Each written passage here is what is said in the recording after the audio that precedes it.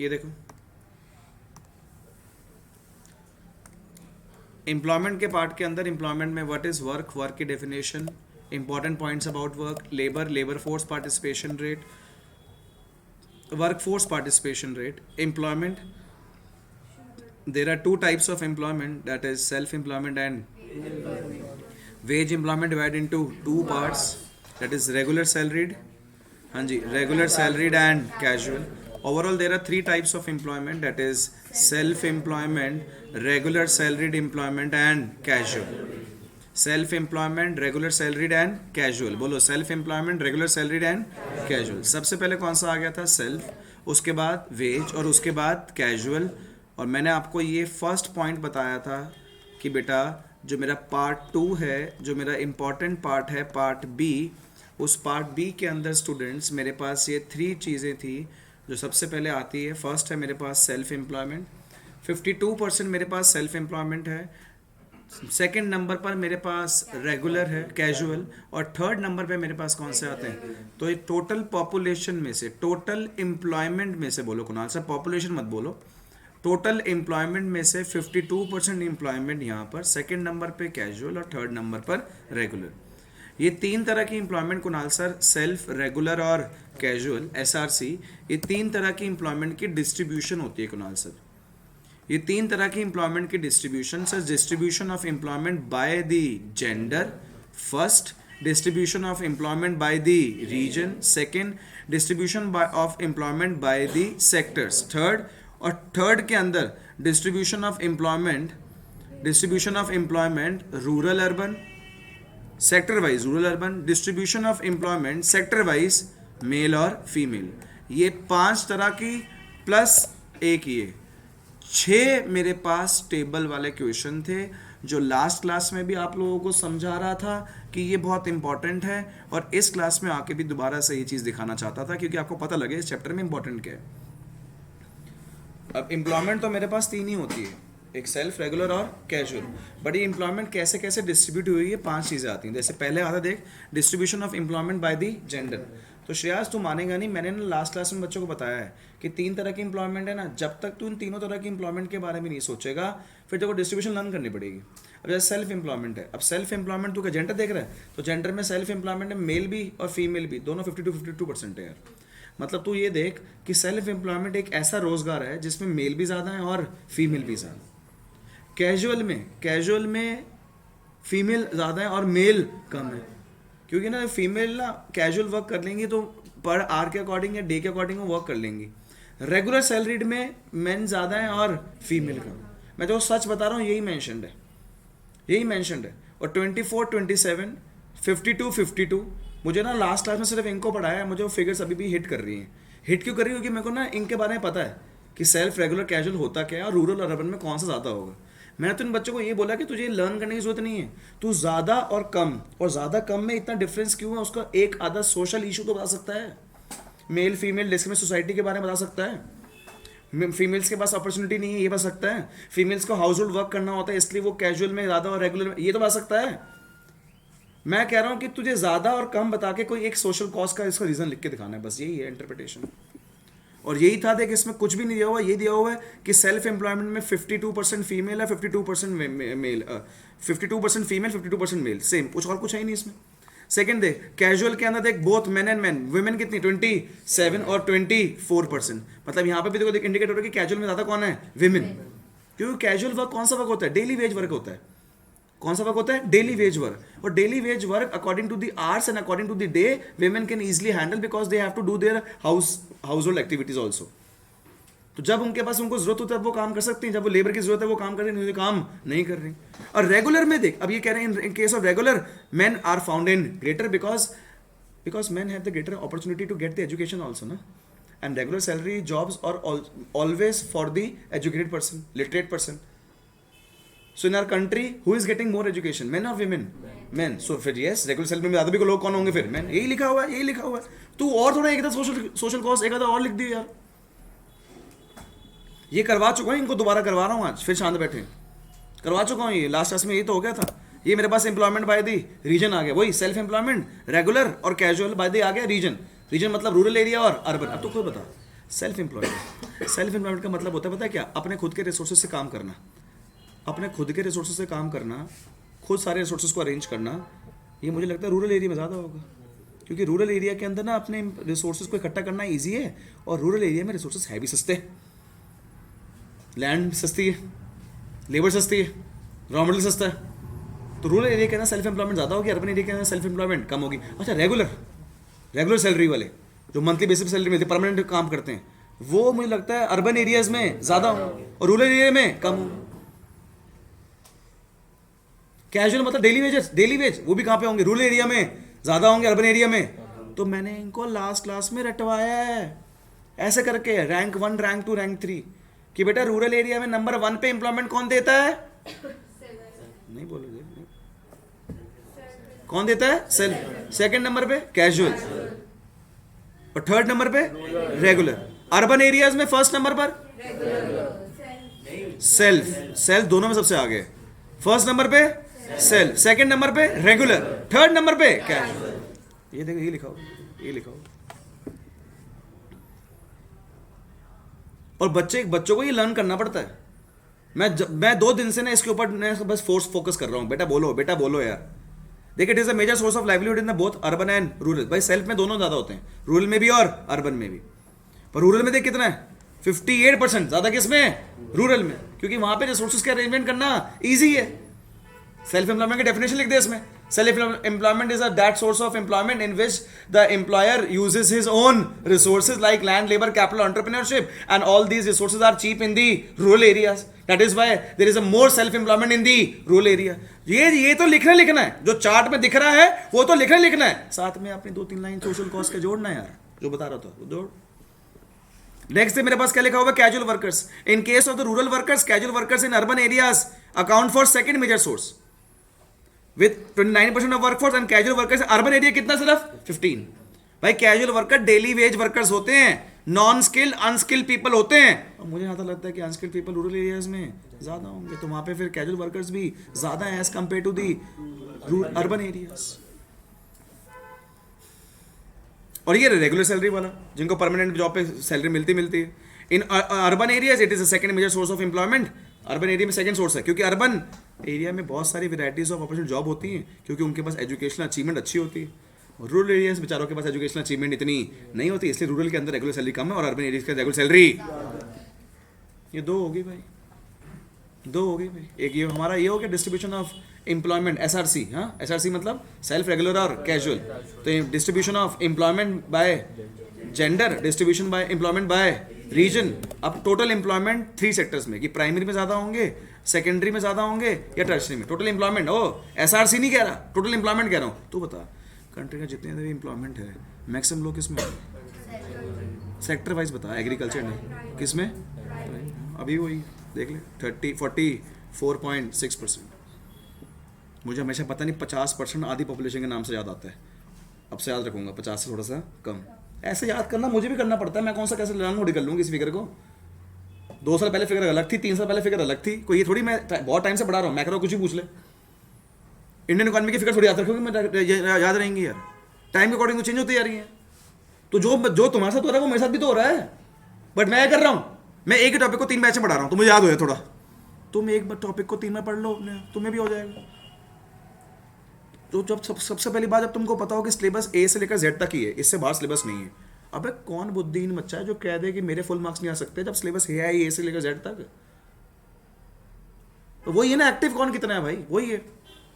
इसको देख, 3 इको का पेपर था, 4-5 दिन तक ढंग से पढ़ने के लिए आया था, अब 4-5 दिन से नहीं आया था। अब चलो इससे क्वेश्चन पूछो कि 3 दिन से जो हमारा 4 दिन से चैप्टर खत्म हुआ है, हमारा RD, हमारा SCF हमारा खत्म हुआ, हमने ये स्टार्ट किया, तो फिर ये कैसे कवर कैसे करेगा?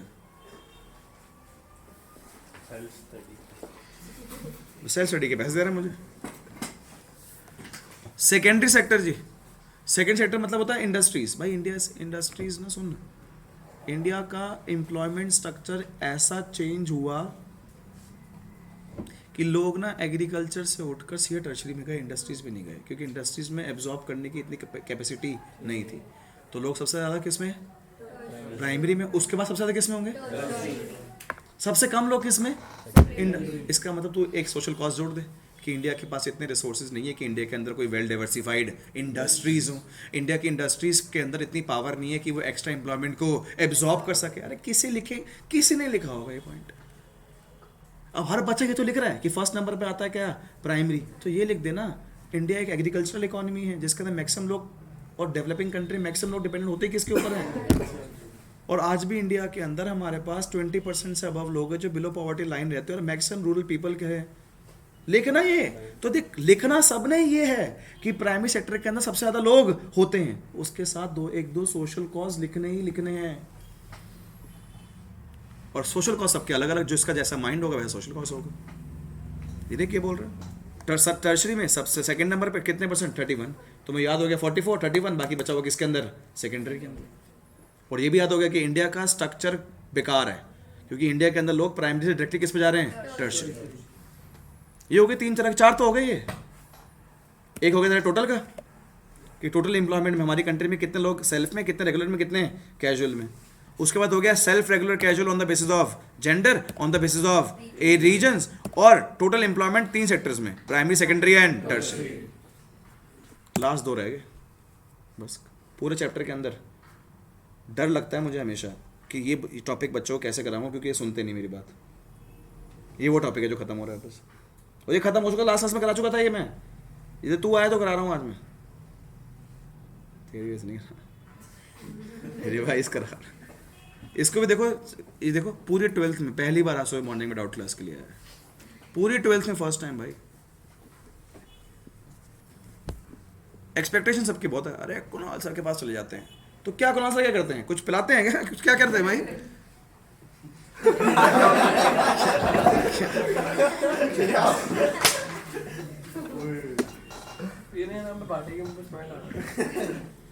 खाने पीने की बातें हो ना इसके तो बस।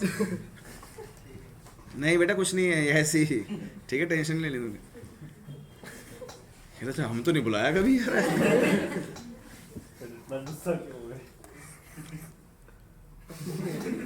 हाँ जी, सेकेंड लास्ट और लास्ट प्लीज, जैसे अभी 4 कर रहे थे, बाकी 2 भी कर लो, अभी खत्म हो जाएगी टेंशन। सुनो, रूरल एरिया के अंदर, एक सेकेंड, रूरल एरिया के अंदर primary, secondary, tertiary, primary, secondary और टर्शरी। किस एरिया के अंदर, रूरल। और अर्बन एरियाज के अंदर प्राइमरी, सेकेंडरी और टर्शरी। पहले ऐसी बात कर लेते हैं, रूरल एरिया में प्राइमरी में लोग ज़्यादा होंगे, और सेकेंडरी में लोग तो कम होंगे, और टर्शरी में ज़्यादा होंगे। ये देखो, रूरल एरिया के अंदर मैक्सिमम लोग किसके ऊपर डिपेंडेंट है, प्राइमरी। किसके ऊपर डिपेंडेंट है, तो फर्स्ट नंबर पे लोग किस पे आते हैं, प्राइमरी। सेकंड नंबर पे किस पे आते हैं, सेकेंडरी। और सबसे कम क्या होती हैं, सर्विसेज। कहाँ पर, रूरल। अर्बन एरियाज के अंदर भाई प्राइमरी में सबसे कम लोग होंगे। अर्बन एरियाज में एग्रीकल्चर कहाँ है, तो सबसे कम लोग किस में होंगे, प्राइमरी में। सेकंड नंबर पे लोग सबसे ज़्यादा किस में होंगे, टर्शरी में, क्योंकि अर्बन एरिया में मैक्सिमम क्या है, सर्विस। मुझे लगता है 12th क्लास का कोई भी स्टूडेंट टर्शरी ज़्यादा क्यों होती है अर्बन एरियाज में, इसके पीछे 1-2 रीज़न ले सकता है भाई। Most of the services required a high level of education and literacy which is easily available in the urban areas. In the urban areas, mostly people have the good opportunity to get the education. हैं मेरे पास 1-2 reasons हैं जो हम लोग लिख सकते हैं कि अर्बन एरियाज में सर्विसेज ज़्यादा हैं। अर्बन एरियाज में एग्रीकल्चर कहाँ होता है sir, agriculture land urban areas में नहीं है, तभी अर्बन एरियाज के अंदर एग्रीकल्चर में लोग सबसे कम काम करते हैं। तो सबसे ज़्यादा काम करते हैं सर्विस में, सबसे कम। और सेकंड नंबर पर जी कौन सेक्टर में, इंडस्ट्रीज। तो इंडस्ट्रीज, अर्बन एरिया में इंडस्ट्रीज भी हैं। अभी इसकी इस दोनों केसेस के लिए भाई, जो पिछले अभी 4 करवाए थे महाजन मैंने, उन चारों के लिए मुझे चाहिए थे क्या, डेटा भी। उन चारों के लिए क्या चाहिए था, इन दोनों के डेटा लर्न नहीं करना। हाँ, पर इन दोनों के लिए ज़्यादा और कम जरूर करना है। ये भी ऐसे ही कि भाई ये क्या है मेरे पास, मेल और फीमेल। किस केस में जी, प्राइमरी, सेकेंडरी और भाई प्राइमरी में 40.7% कौन है, मेल। 26.5% मेल कहाँ पर है, सेकेंडरी में। सेकेंड नंबर पे मेल कहाँ पर है, सर्विस। कहाँ पर, टर्शरी सेक्टर में। कहां पर? तो मेल सबसे ज्यादा काम कहाँ करते होंगे? एग्रीकल्चर में। सेकंड नंबर पे टर्शरी, थर्ड नंबर पे सेकेंडरी सेक्टर पर। फीमेल सबसे ज्यादा कहां पर होंगी? वो भी कहां पर होंगी? प्राइमरी। सही बात है भाई, उसमें कोई दो राय नहीं है। Primary is the main source of employment for both men and women, both men and women. Women second number पे कहां पर होंगी? कैजुअल और टर्शरी? दोबारा से कौन? टर्शरी। फिर यहां पर, तो यहां पर देख, ये देख, ये फर्स्ट, सेकंड, थर्ड, सबसे ज्यादा वुमेन सेकंड नंबर पर, थर्ड सबसे ज्यादा मेन, सेकंड, थर्ड, खत्म। श्रेयास ये भी करा दिया था। मैंने इनको बोला था, मैंने आज तक अपनी लाइफ में, जब से इंडियन इकोनॉमी क्लास 12 के अंदर इंट्रोड्यूस हुई है, तब से मैं अभी तक कितनी बार देख चुका हूँ ये क्वेश्चन, क्या कि जब हमारी कंट्री में फ्रीडम मिली थी 1951, 5 ईयर प्लान स्टार्ट हुए थे, तब से लेकर अब तक जीडीपी में और एम्प्लॉयमेंट में क्या रिलेशन है। ये रहा वो रिलेशन। मैंने इनको 4 पॉइंट्स क्या बताए हैं, सुन ले। जैसे ये नीचे वाला एम्प्लॉयमेंट है, तो पहला पॉइंट ये बताया है कि मैं स्टार्टिंग से लेकर अब तक देख रहा हूँ 2% या 2% से ऊपर एम्प्लॉयमेंट रेट गया ही नहीं। एक थ्योरी ये लिखी हुई है। दूसरी क्या लिखी हुई है, सुन ले, कि मैंने इनको बताया कि जीडीपी हमेशा ज़्यादा होती है एम्प्लॉयमेंट से। जीडीपी हमेशा ज़्यादा हो रही है किससे? एम्प्लॉयमेंट से। सिर्फ ये बताया है। तीसरा पॉइंट क्या बताया है? 1990 में इकोनॉमिक क्राइसिस आए थे और उसके बाद 1991 में न्यू इकोनॉमिक पॉलिसीज़ आ गई थी, तो जीडीपी तो बढ़ना शुरू हो गई थी बट एम्प्लॉयमेंट कम हो रही थी। इस पीरियड को जॉबलेस ग्रोथ बोलते हैं। क्या बोलते हैं? जॉबलेस। मैं सच बता रहा हूँ, इन 3-4 पॉइंट्स के सिवा इसके अंदर कुछ नहीं लिखा। ये तेको दे देंगे, ये बोलेंगे कि ये लिखो। मैं आपको सच बता रहा हूँ, वो 5 क्वेश्चन अभी जो बताए हैं और ये वाला, इसके सिवा मुझे एम्प्लॉयमेंट चैप्टर तो कभी मुश्किल लगता ही नहीं भाई। नेक्स्ट आने वाला अनएम्प्लॉयमेंट, उसके कारण और उसे गवर्नमेंट ने क्या स्टेप्स लिए, फिर भी लिख लोगे, बचपन से लिख रहे हो। यही हैं जो 5-6 टॉपिक थे जिनके साथ डेटा था, जो मेरे लिए इंपॉर्टेंट है। तो क्या बोल रहा है देख, और जो मैं तो बोल रहा हूँ वो लिखा हुआ है देख। During 50 to 2010 GDP grew positively, but GDP पूरा हायर था किससे? Then the employment. ये देख फर्स्ट पॉइंट वही। सेकंड, फ्लक्चुएशन हुई बट एम्प्लॉयमेंट सिर्फ कितने तक गया? 2% तक। Same point. थर्ड, बट 1990 में employment growth started declining and reach the level of growth that India in the early, sorry ये लाइन लिखना भूल गया, कि भाई 1990 में जब क्या आया था इकोनॉमिक क्राइसिस, तो इंडिया का एम्प्लॉयमेंट लेवल उतना था जितनी इंडिया के अंदर पॉपुलेशन थी। कब? At the time of independence. इतना गिर गया था लेवल। चौथा पॉइंट ये हो गया। ड्यूरिंग दीज ईयर्स अब रिफॉर्म्स आ गए थे, जीडीपी बढ़ रही थी बट जॉब क्या हो रही थी? कम। तो जीडीपी जा रही है ऊपर, जॉब जा रही है नीचे। इसको बोलते हैं क्या? Jobless growth. क्या बोलते हैं इसे? Jobless growth. क्या बोलते हैं? Jobless growth. एक काम करना वंश, आज जितने पेपर हैं जितने वाले पीछे इंडियन इकोनॉमी के स्पेशली, वंश किसी भी चैप्टर की असाइनमेंट निकाल ले इंडियन इकोनॉमी की, जो मैंने तेरे को प्रोवाइड करवाई है, उसमें एक भी क्वेश्चन बता जो नहीं है। कोई नहीं मानता मेरी असाइनमेंट करने के लिए कि असाइनमेंट करके लिखो। ये वो रोते हैं, सर वही बच्चों वाली बात, क्वेश्चन लिख दिया, आंसर का स्पेस छोड़ दिया, लिखते रहें बैठ के। अरे वंश बहुत इंपॉर्टेंट है यार, तू मुझे एक क्वेश्चन दिखा दियो कि सर ये मैंने आपके उस चैप्टर में चेक किया था ही नहीं। सर जॉबलेस ग्रोथ क्या होती है? Jobless growth refers to a situation when the economy, हाँ जी, when the economy is able to produce more goods and without a proportionate increase in the employment opportunities.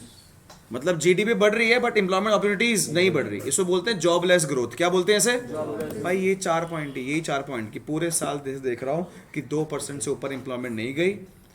इतने सालों से देख रहा हूँ कि जीडीपी हमेशा बढ़ा रहा है किससे? एम्प्लॉयमेंट से।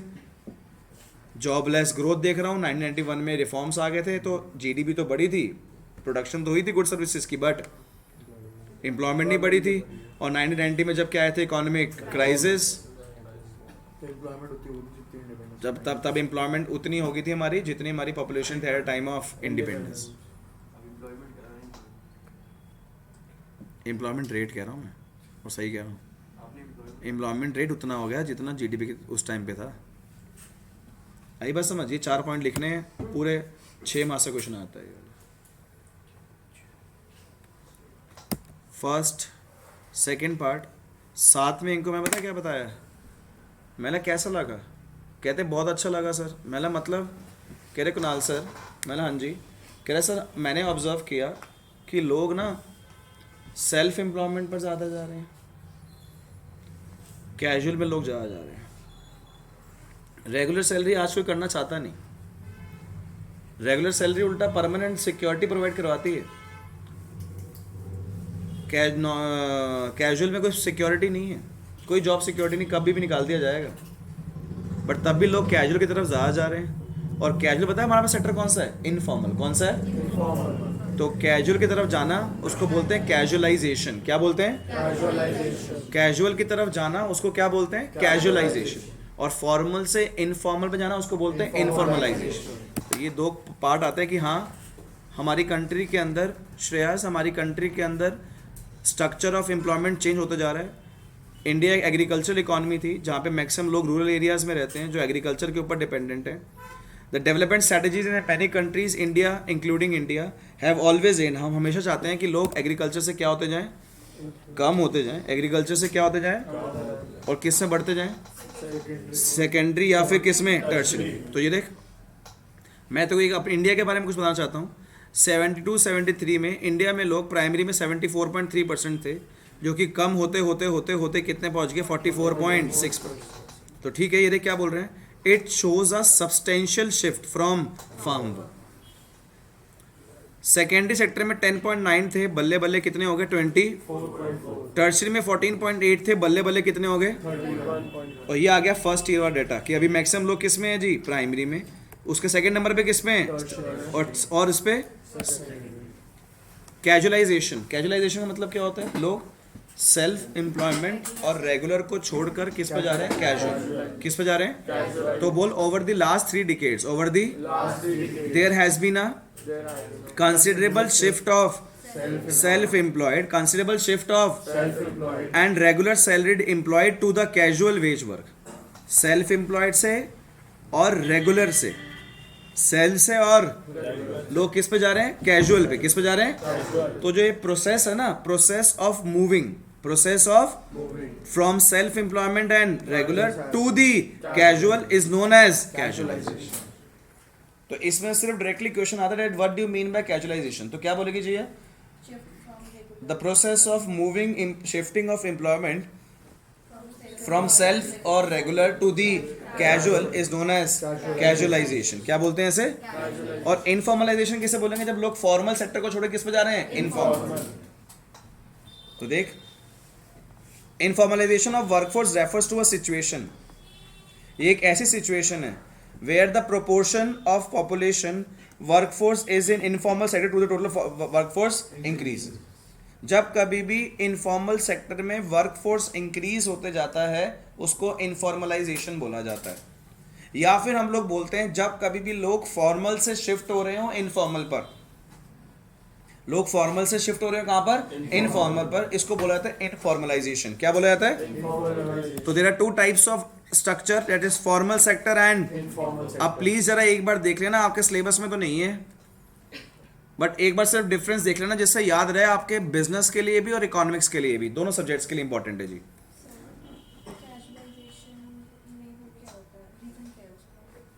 अब बताऊंगा, आएगा वो।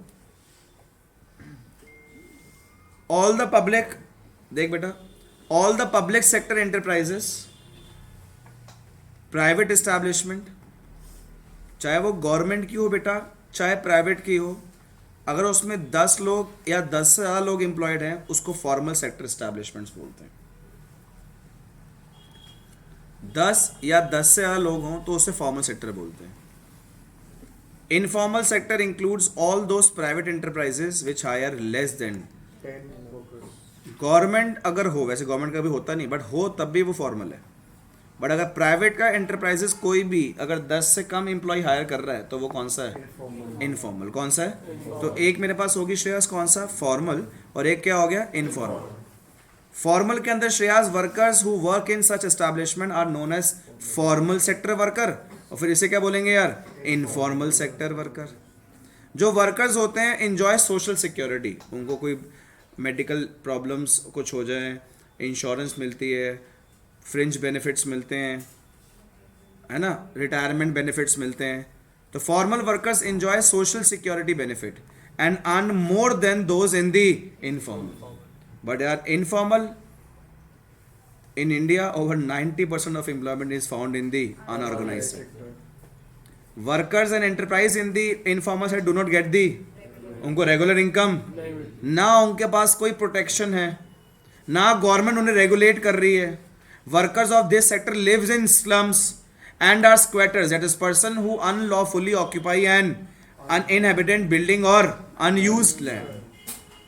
तो मोस्टली यार प्राइवेट एंटरप्राइजेस जिसके अंदर 10 से कम लोग काम करते हैं वो इनफॉर्मल है। इनफॉर्मल सेक्टर के अंदर जो वर्कर्स काम करते हैं उन्हें इनफॉर्मल सेक्टर वर्कर्स बोला जाता है, जिनके पास ना तो कोई जॉब सिक्योरिटी, ना कोई गवर्नमेंट रेगुलेशंस हैं, और ना उनके पास अपने खुद की लैंड है रहने के लिए जी। वो होता है जी मेरे पास informal. So the government protects them. भाई अगर फॉर्मल में काम कर रहे होते तो गवर्नमेंट आपको प्रोटेक्ट करती, अगर आप फॉर्मल में काम कर रहे हो तो गवर्नमेंट प्रोटेक्ट करती। तो government protects them in various ways through it's labour laws and they can form a trade union. क्या बना सकते हैं? Trade union. But sorry, informal के अंदर ऐसा कुछ नहीं होता, गवर्नमेंट बिल्कुल सपोर्ट नहीं करती, कोई ट्रेड यूनियन नहीं बनता। Informal sector uses the outdated technology and do not maintain any, क्या मेंटेन नहीं करते? अकाउंट्स और ट्रेड डेटा, उनके पास कुछ ऐसा मेंटेन नहीं है। ये हमारे पास आ गया last part, that is formal और इनफॉर्मल में मेल और फीमेल। बोलो, फॉर्मल, इनफॉर्मल, मेल और, तो फॉर्मल सेक्टर में मेल कितने हैं? बोलो, 24%। ये वर्कर्स हैं जो काम कर रहे हैं। तो फॉर्मल में काम कितने कर रहे हैं? मेल। 24। और फीमेल कितनी? 6। तो हमारी कंट्री के अंदर टोटल फॉर्मल में लोग कितने हैं? 30। वैसे मैं इनको बता चुका हूं, उनको याद नहीं होगा। 473 मिलियन। हाँ 1 और 3 कोई बात नहीं, कोई फर्क नहीं पड़ता उससे। 473 मिलियन तो टोटल वर्कर्स हैं कंट्री में, जिसमें से 30 मिलियन वर्कर फॉर्मल में, बाकी सारे तो सही कह रहे थे, जितने हमारी कंट्री के अंदर वर्कर्स हैं उसमें से 90% वर्कर किस में हैं? इनफॉर्मल।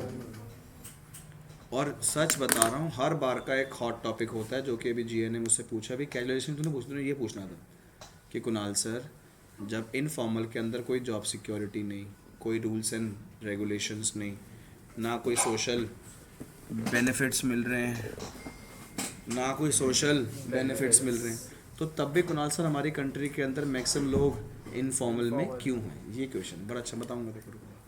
तो टोटल वर्कर्स कितने हैं? 473, जिसमें से फॉर्मल में कितने हैं? 30, बाकी इसमें इनफॉर्मल। इनफॉर्मल के अंदर भी मेल कितने हैं और फीमेल? ये मेरे लिए, मैं मार्क कर रहा हूँ, ये मेरे लिए इम्पोर्टेंट है।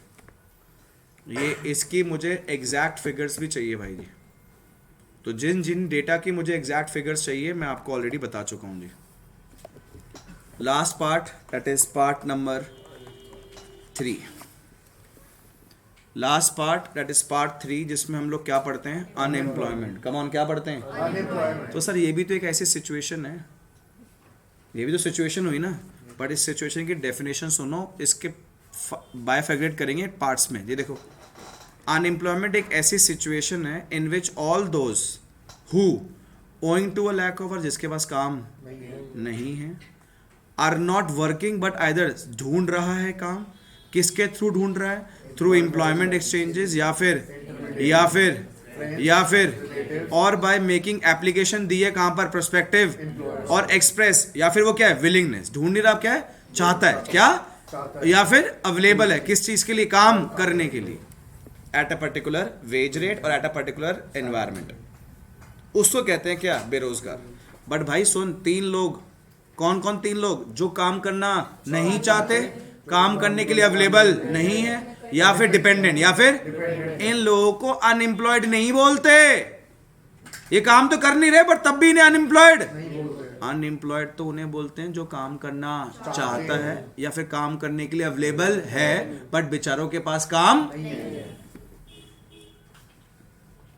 उन्हें बोलते हैं जी अनएम्प्लॉयड। तो in short Gargi, in short unemployment refers to a situation, ये कुणाल सर एक ऐसी सिचुएशन है, unemployment refers to a situation in which people are willing and able to work. क्या बोल रहा हूं? इन विच People are willing and able to work. yes, in which people are willing and able to work at the existing but do not get work, but क्या नहीं मिलता? Work. but do not get work, but उन्हें काम नहीं मिलता।